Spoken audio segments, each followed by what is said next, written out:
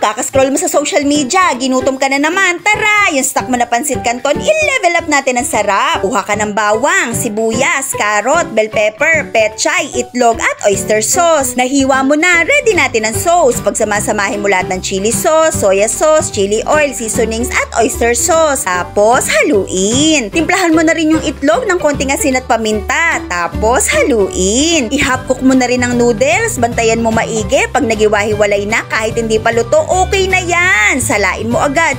Pero wag mo itatapon ng sabaw. Prito mo na yung itlog. Durug-durugin mo ng bahagya. Then set aside. Dali! Bagsak mo na yung bawang, sibuyas, carrot at bell pepper. Imekos mo ng 1 minuto.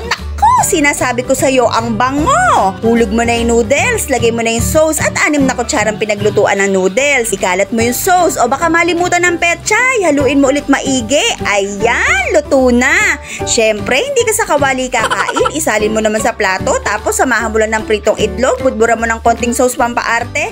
Winner! At ito na ang instant pansit canton ni Nanay. Para sa kumpletong sangkap, pose!